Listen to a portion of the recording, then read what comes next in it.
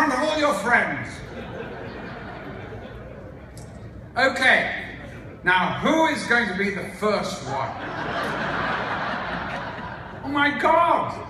Here's a man who is either tremendously proud of what he does, or stupid.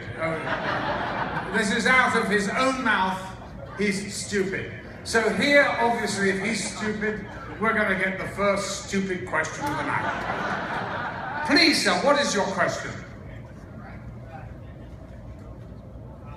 Franklin and Bash ended with myself as a character, of course, choking. Yes?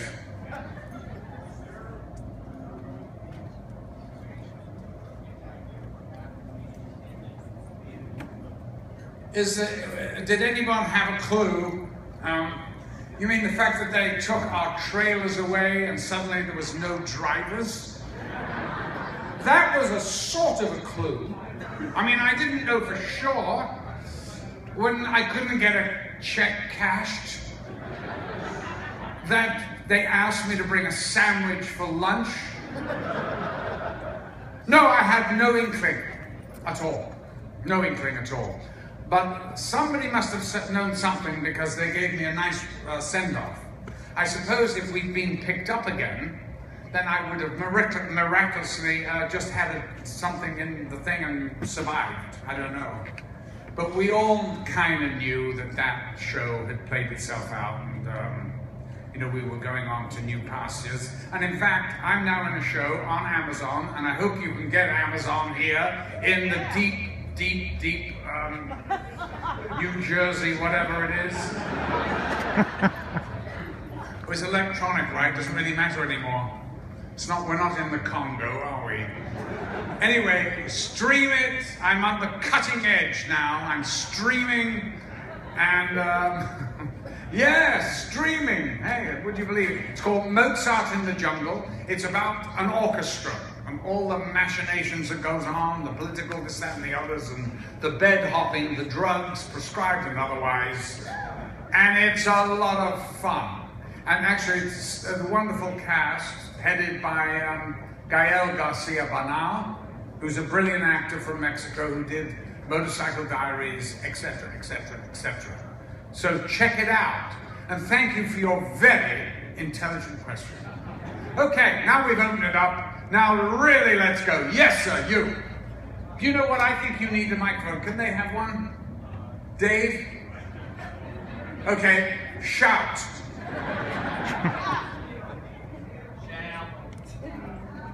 He wants to know.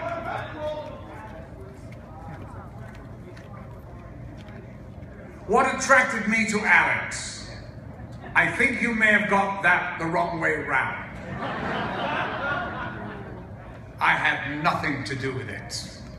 I wasn't attracted to Alex. I was asked, luckily, oh my God, and how many times have I said, thank you to whoever it is who's looking after me up there, because they put me in touch with Stanley Kubrick. He saw me in a movie called If. He'd already cast me from seeing that performance in that movie. So I didn't do an audition, I didn't do anything. He just asked me to read the book and then said, would you like to do it? It wasn't quite as simple as that, but I'm giving you the short version. So no, listen, if Kubrick had asked me to read the phone book, I'd have been happy. And it just so happened I walked into one of the great parts in cinema history. It wasn't on the page that way, but that's the way it turned out.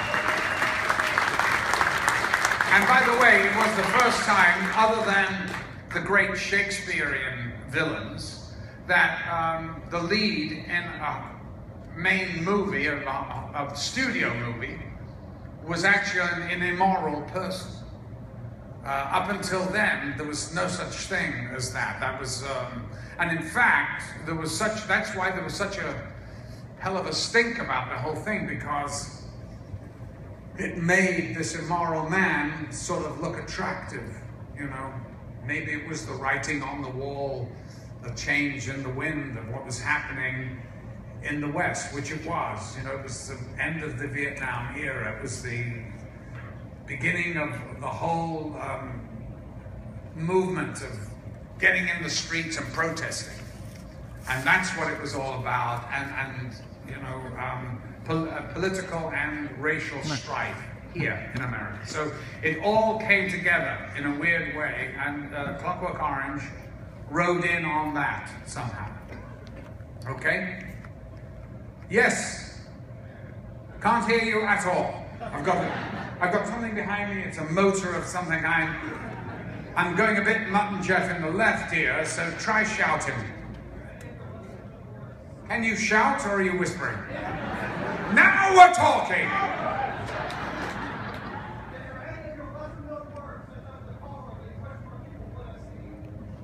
Yes, I'm very proud of a movie called Evelenko, which is about, my God, the applause is deafening. Oh my God! I think my agent must be here. No, he's over there. I'm very proud of this film, and if you can ever see this movie, see it. I don't know how you will, because I don't think it's available, but anyway, I'll tell you about it. Is this available? Where'd you get it from? You have it? Okay, we'll share it with the 500 that are here. We'll make some copies, eh? Is that right? No, what happened was this, and I'm going to make this, it's a long story, but I'll make it as short as I possibly can. You're late. And nearly, oh, you got my sandwich, thank you. Oh, thank you, that's so nice. Oh, it's not a sandwich. Oh, how sweet. Birch beer, what's that? Is this alcoholic? Thank you.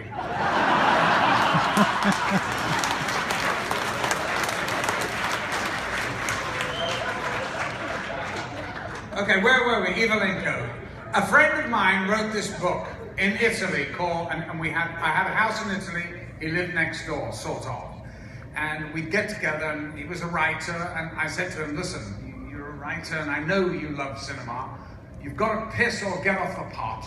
You've got to direct this book that you've written called The Communist Who Ate Children. And it was basically about this Soviet Union serial killer called Chikatilo. He was very famous. He was a serial killer, pedophile, cannibal. Can we get any more than that? He filled the dance card, that one. And he killed over 100 children. But of course the Soviet authorities refused to believe that they had a serial killer in their midst because they thought and said it was impossible for the Soviet Union to have the American disease. Just shows you. Anyway, so I come back the next year to the house with summer holidays, kids, blah, blah, blah. He gives me this script called Evelenko, and I read this thing, and oh my God, it was terrifying and extraordinary. And my only comment was, you know, David, if you're going to do this film, you can't have the rape of a 12-year-old girl in the first sequence. Why don't you wait a bit and, you know, get the audience. He went, thank you for the note. Next year I come out, he didn't change a thing, so I figured he knew what he was doing. And I thought, well, it's about such a horrific character that nobody will ever pay for this. They'll never make the movie. I was working with Nev Campbell on Bob Altman's movie called The Company, which Nev actually produced. And I get a call from this director to say, Mal, we've got the money. I went, for what? The film, Evelenko. I went, oh my God, well, I can't, I'm doing a movie with Robert Altman. They go, we call you back. And he goes, okay, we'll do it in spring now. We'll do it in the spring, not in Moscow, but in Kiev in the Ukraine. So that's it. We go off and do this thing, and it's an amazing movie. And if you can ever see it, you should see it. It's one of the things that I am most proud of, because I'll tell you this, I did not want to leave for Kiev. A, there's no good restaurants. And two, it's really, you know, Soviets. And this was a few years ago. Mind you, now it's sad because it's in the middle of a civil war or whatever. There's just terrible things going on over there, and they're such beautiful people, and they were so generous to us. But anyway, that movie, I'm very proud of it, and if you can see it, see it. Yes, next question. Sorry to be so long-winded. Let's have one from the girls. Yes, stand up. Oh, you are standing. Hello. Shout, darling.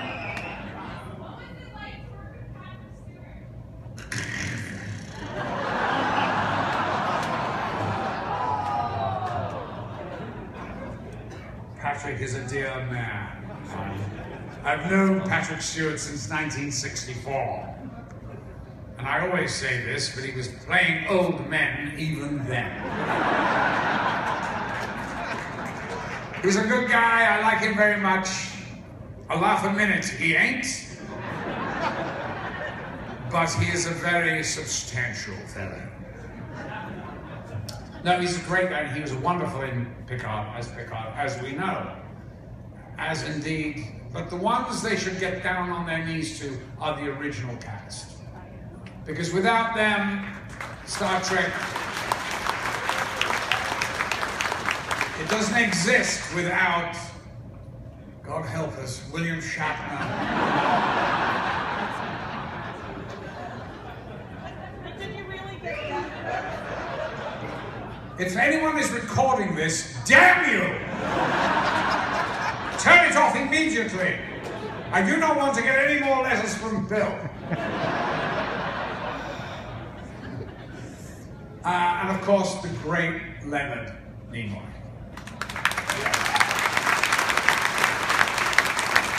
Well, you know, Roddenberry, of course, was a visionary. And, you know, but if you look at that series, I mean, I'm not into science fiction like that. And I'm not a Trekkie, I hate to say it. I'm glad to stand before you to say that I am the man that slayed. One of the icons of television. Let's not mention his name. Anyway, somebody had to do it, so I may as well get a Brit, eh? It was a lot of fun shooting that movie, actually, I must say. I had a great time with Patrick and with Bill, and there was a lot of humor about, and it was a lot of fun. One particular thing sticks in my mind. We were shooting in just outside of Vegas in the Valley of Fire, which is an amazingly naturally extraordinary, like a moonscape. It is what it is in the movie, of course. And we were staying in Vegas, and we got tickets to go see the Rolling Stones. And this is years ago, and we thought, God, are they past it? That was even then. But God bless Mick Jagger is all I can say. Here's one for the 70s, mate. So my lasting impression is of Bill Shatner running into an elevator, followed by screaming fans, turning as the door was closing and kicking them out of the elevator. Now that's the way you should treat your fans.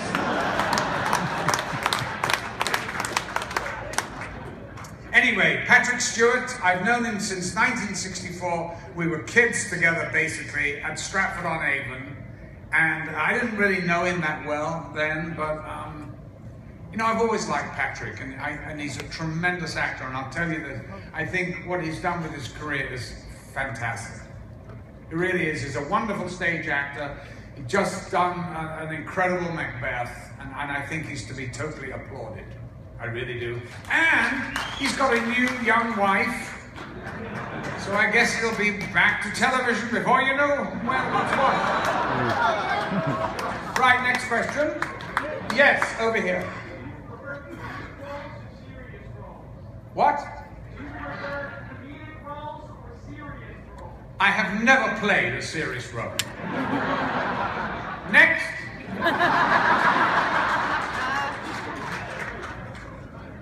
Spring commercials, well, they were semi-serious. Listen, when they park the truck up full of dollars, and they say you're going to be working with James